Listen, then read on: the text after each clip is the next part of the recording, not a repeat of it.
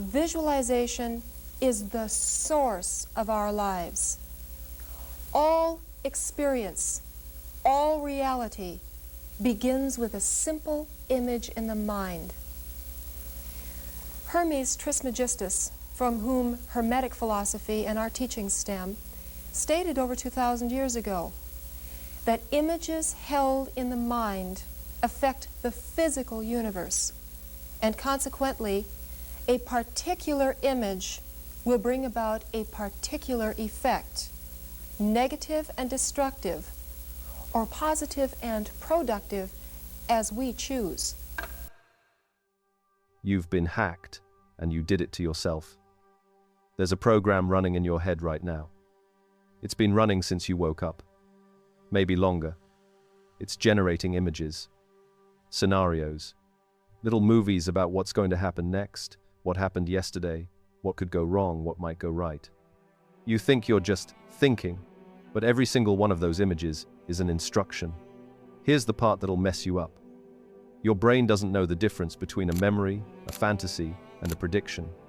To your nervous system, an imagined threat and a real one produce the exact same chemical cascade, which means the horror movie you're playing in your head is producing real-world hormones, real decisions, real outcomes. The ancient Hermetic texts called this the law of mentalism. Modern neuroscience calls it predictive processing. Same truth, different wrapping paper. Your reality isn't reacting to what's out there. It's conforming to what's in here. And most people, they're running a highlight reel of worst-case scenarios on repeat, then wondering why their life feels like a disaster film. You're not broken. You're not cursed. You're just running the wrong code. Today, you'll be learning step by step on how to actually master it. So stick around until the end, because you're not going to want to miss a second of today's wisdom. So here's the real question. If your mind is already creating your reality by default, what happens when you do it on purpose?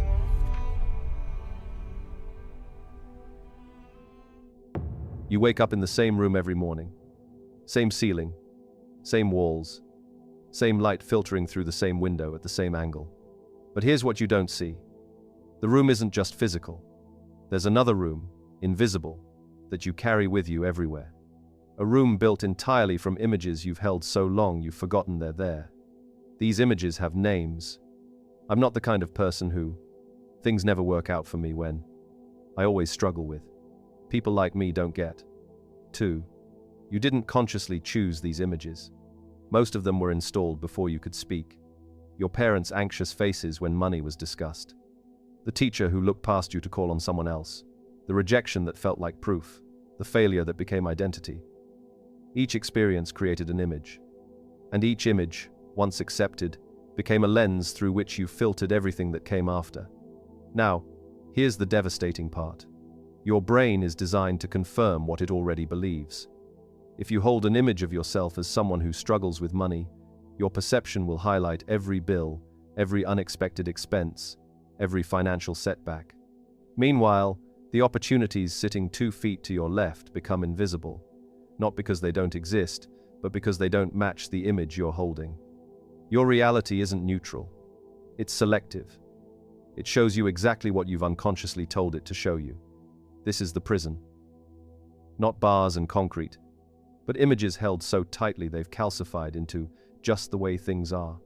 The person who says, "I'm terrible at public speaking," has already decided which neural pathways to strengthen. Every stammered word, every moment of self-consciousness becomes evidence. The image perpetuates itself. The person who thinks, "I always end up in difficult relationships," will unconsciously gravitate toward partners who confirm this. Not because they're cursed, but because the image they hold is acting like a magnet, pulling them toward familiar patterns while repelling unfamiliar possibilities. You think you're responding to reality, but you're actually creating it, one unconscious image at a time. And the cruelest part? The prison feels like protection. The familiar suffering feels safer than the unknown freedom, because at least you know this pain. At least you know this limitation. The image you've held for 20 years, even if it's destroying you, feels like home. So you stay. Most people, stay their entire lives. They die in the same invisible room they built when they were 7 years old, when someone told them they weren't smart enough, or lovable enough, or destined for anything beyond ordinary. The walls close in so gradually you don't notice. Year by year, the room gets smaller. Your possibilities contract. Your vision narrows. Until one day you look around and realize you can't remember the last time you felt truly alive. This is what happens when you let images run by default. When you accept the programming without question. When you forget that the room was never real to begin with. It was always just an image. And images can change. Most people spend every morning the same way. They wake up and immediately feel the familiar weight settling in. That sense of, here we go again. Another day of the same thoughts, the same reactions, the same patterns playing out on repeat. Before getting out of bed, they're already running through it all. The conversations that will go nowhere, the situations that will trigger the same responses, the opportunities they'll overlook, the ways they'll hold back, stay small, play it safe. This isn't conscious choice. This is just how their minds work. It has worked this way for so long they assume it's permanent. This is just who I am, they think. This is just how life is. Some people get to be bold and creative and alive. I'm not one of those people. Then one evening, exhausted by the repetition, something stops them cold. A single idea, simple but strange. What if the way you think about yourself isn't fixed? What if it's just a habit? They sit with that for a moment. Something about it feels both threatening and liberating, like discovering a door in a wall they thought was solid. That night, instead of their usual mental routines, they try something different, just as an experiment. They ask themselves a question. What would I think about if I weren't thinking about this? Not trying to force anything, not trying to be someone else, just genuinely curious about what else might be there. For maybe 30 seconds, they let their minds wander somewhere new. They think about something they've always been curious about but never pursued. They imagine what it might be like to approach tomorrow differently. Not with anxiety or obligation, but with genuine interest. The moment passes. Nothing dramatic happens. But something has shifted. The next morning, they wake up, and the familiar patterns begin their routine. But this time, they catch it. They recognize it for what it is, just a pattern. An old pattern, a habitual pattern, but not the only pattern available. So they try the experiment again. 30 seconds. Same curiosity. Same sense of looking at something from a different angle. Days pass. They keep doing it. Morning and evening.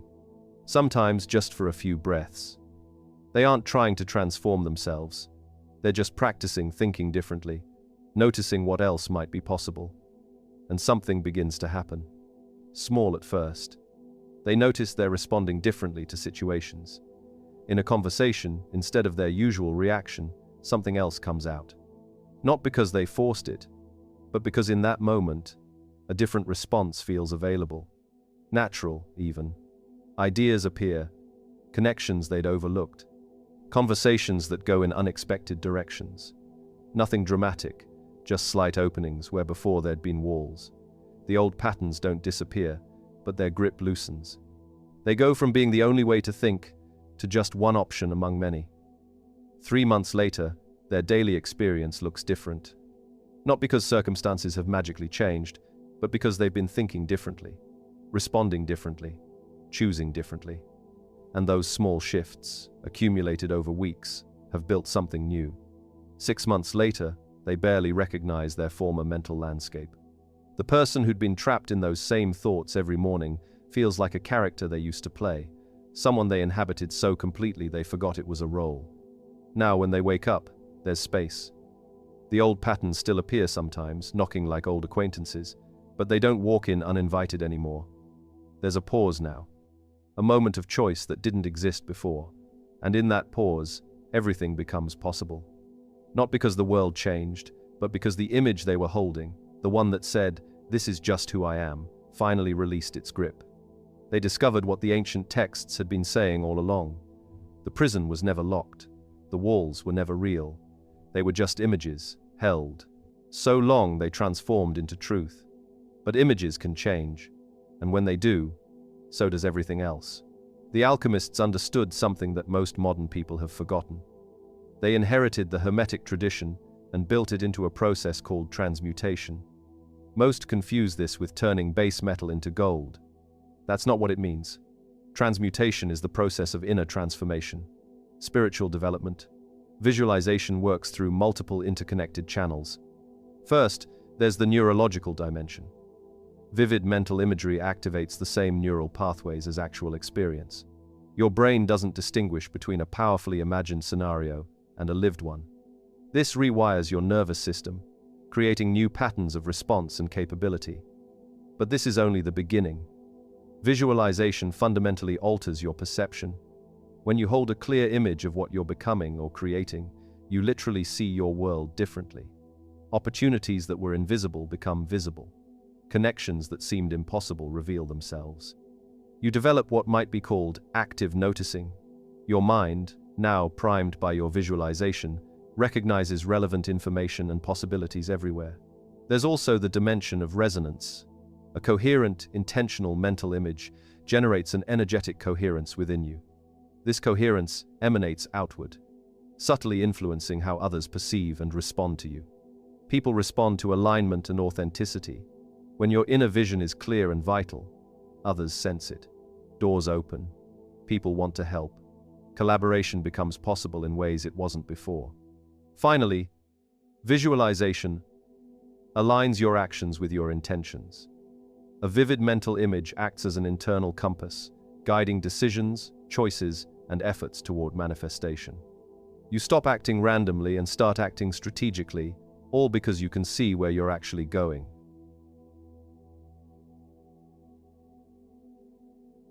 Understanding visualization as a principle is one thing. Actually doing it with precision and power is entirely different. Most people know they should visualize, but they don't know how. They approach it haphazardly, wondering why nothing happens.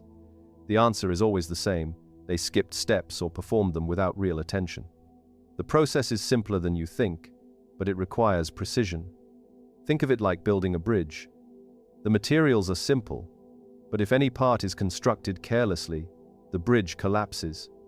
Before you visualize anything, you must know exactly what you're visualizing.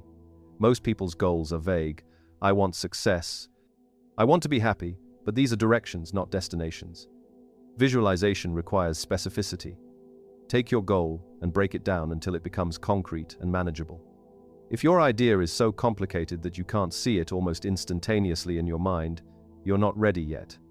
Keep simplifying until your visualization can form in a moment, not 30 seconds. Once you have clarified your goal, ask yourself a crucial question. Is this a worthy goal? Will it bring happiness to others as well as myself? This matters enormously. A visualization built entirely on ego or harm doesn't manifest, it creates resistance. Your deeper wisdom recognizes the misalignment. Sometimes it comes as a feeling, sometimes as a sudden knowing, sometimes as a subtle shift in your body. This confirmation from your inner self tells you that your visualization will work and is aligned not just with your desires, but with something true. Now you're ready to actually visualize, but preparation matters enormously. Choose a quiet place and time where you won't be interrupted. Early morning, late evening, or even a few stolen minutes from your lunch break, all work, consistency, and quality of attention matter more than the specific time. Once you've chosen your space, begin the physical relaxation process. Let all strain and tension drain from your body using whatever technique works for you. Deep breathing, progressive muscle relaxation, or simply lying down and letting gravity do the work. This step is more important than most realize. Your mind has limited capacity for attention. You can't simultaneously hold an image of freedom while your shoulders are locked in tension. The body's tension will always pull your focus back to itself, fragmenting your visualization. You must let the body go completely, not partially, completely, so your full attention and imagination can focus on building the inner image. Once relaxed, begin building your mental images in present tense. See them as something that is, or has already happened, not as a distant future event. Your mind responds differently to, "I am experiencing this now," versus, "I will experience this someday." The present tense creates a different neural response. one that generates urgency and aliveness. Start with one element and build layer by layer. Begin with sight. What do you see? Colors, light, shadows, spatial relationships. Make it alive, not stiff or posed. Then add sound. What do you hear? If you're visualizing a successful presentation, you hear the murmur of the audience, your own voice speaking with clarity and power. If you're visualizing vibrant health, you might hear your own breathing, deep and easy, or the sounds of birds and nature. Add smell. This sense is often forgotten but extraordinarily powerful, connecting directly to memory and emotion. What does this moment smell like? Add taste if it makes sense. Add texture. What do you feel touching your skin? Temperature, pressure, the ground beneath your feet, the air on your face. Most importantly, add emotion. This is the electricity that animates the whole image. Feel what it feels like to be in this scene. Not intellectually understand it, but feel it. Joy, peace, confidence, power, gratitude, whatever emotion is native to your visualization, let yourself feel it. Build the image with all your senses until it comes completely alive, not as a picture you're looking at from outside, but as an experience you're immersed within. For an instant, and this is crucial, you'll stop looking at the image. You won't be observing it from a distance. You'll be in it. You'll be it. This is the moment when visualization shifts from mental exercise to lived experience. Your consciousness merges with the image. In that moment, there is no separation between you and what you're visualizing. You're not hoping it will happen, or imagining it might. You're experiencing it as already real. This moment often comes as a surprise.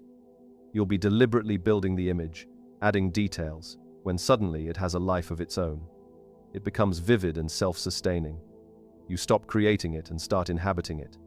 Hold that state for just a moment, not multiple minutes, just enough to anchor it. Then mentally say into the cosmic, I release this image, it is done. This is not a casual statement. This is a declaration.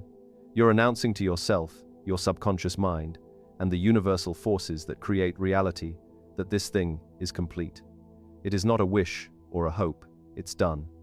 Release it completely with absolute conviction. Don't hold on to it or keep cycling back to check if it worked. Many people visualize beautifully, but then sabotage themselves by holding on mentally, constantly asking, is it working yet? Do I need to keep visualizing? This doubt creates interference. You've already done the work. Now trust it completely. Now, here's where most visualizations fail. You will begin receiving intuitive promptings. These will lead you to specific people, experiences, places, events. If you then act on those things, the visualization manifests. It appears almost like a miracle, solid, alive, vibrant in your physical realities. But this is crucial. You must act, or nothing will happen.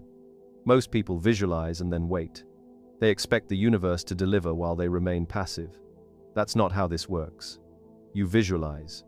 You receive the intuitive prompt. You act. That's the triangle. That's the completion. Without conscious creative use of visualization, something slowly dies inside you.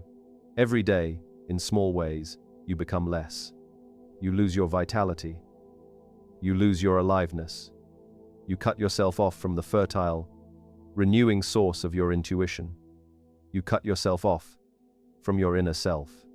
And what replaces it is something far darker. This isn't mere metaphor. When you stop visualizing, when you stop intentionally creating images of possibility, your mind defaults to recycling the past. You become trapped in a circle of old thoughts and old ideas, yesterday's beliefs, yesterday's experiences. These patterns feel safe because they're familiar, but they're fundamentally inadequate. They cannot solve today's problems. They cannot meet today's challenges. They can only repeat yesterday endlessly. Without visualization, you're not neutral. You're regressing. Your consciousness contracts. Your imagination atrophies, like an unused muscle. Fear begins to fill the space where creative vision once lived. You start imagining worst-case scenarios, not because you're consciously choosing to, but because an unfocused mind gravitates toward anxiety and doubt. What begins as passive stagnation becomes active deterioration. You also lose connection to your purpose. Without visualization, you drift. You respond to external circumstances rather than directing your life intentionally. This produces a particular kind of despair, not dramatic, but corrosive. The slow recognition that you're not really living, you're merely existing. Your relationships become transactional. Your work becomes hollow. Your body feels less alive because your mind has already abandoned it. With an adventurous, intentional use of visualization, your world springs alive. You find success in every area where visualization applies. You discover a source within yourself of unlimited information and inspiration. Clear visualization produces clear results. In your work, you visualize not just the outcome, but the process, the steps, the solutions, the way forward. This transforms you from someone who merely hopes to someone who knows. Your efforts become efficient because they're directed. You attract collaborators and resources because your clarity is magnetic. In your relationships, visualization moves you from reaction to intentionality. You visualize the person you're becoming, more patient, more present, more authentic. You visualize the relationships you want to build, characterized by genuine connection, mutual growth, and authentic vulnerability. This isn't about manipulation. It's about becoming someone capable of the relationships you envision. Others feel this shift and respond to it. In your health, visualization becomes a bridge between mind and body. You visualize your body with vitality, with strength, with resilience. You feel yourself moving through the world with ease. This isn't denial of current reality. It's creating the trajectory toward greater well-being. Your body listens to your imagination more than you realize. There's also a qualitative shift in how you experience time. Without visualization, time feels like it's happening to you. With visualization, you're the author of time's unfolding. Each moment carries intentionality. Each day becomes an opportunity to move toward your vision rather than away from it. Most importantly, you find within yourself a growing understanding of personal and cosmic truth, an insight into the very meaning and purpose of your life. Visualization in theory is simple. In practice, many people struggle. They come back saying they can't form mental images, or that their images lack the crispness and clarity necessary for successful visualization. They complain that their minds are too busy, too scattered, too caught up in daily life. You get caught up in your list of things to do, caught up in feelings and emotions. You run from one errand to the next. You don't stop to look at the color of the sky, the way sun sparkles off a fountain, the leaves of a tree on the street. You don't observe the details of life around you because you're too busy living it. But here's the problem. If you don't see these details in your everyday life, how can you expect to create them in your visualizations? Without acute observation of life, you build up no storehouse of images, sensations, and experiences to draw from. Your inner library becomes empty. Your visualization becomes flat. So make sure to train your outer senses to become more observant. Experience life more vividly. Begin to notice, really notice, the sounds, the smells, the colors, the textures. This doesn't require additional time. It requires a shift in attention. Simple observation exercises, followed by visualization, moving from simple to complex, building your inner storehouse. This is how you solve the problem. This is how visualization works, not as magic, as law. The law that states, the image held in consciousness determines the reality manifested in the physical world. You're doing this right now, whether you're aware of it or not. Whether you're doing it intentionally or accidentally, your inner images are creating your outer reality. The question isn't whether this is true. The question is, what images are you holding? What are you visualizing without even knowing it? Because your life right now reflects the answer to that question, perfectly. Every circumstance, every relationship, every struggle, every success. All of it is the outer manifestation of the inner images you've been holding, consciously or unconsciously, for years. If that realization doesn't shift something in you, nothing will. The room or the mountain, the familiar darkness or the unknown path, the struggle with the pacemaker or the freedom of the valley. You get to choose which image you hold. And the moment you change that image, everything changes with it.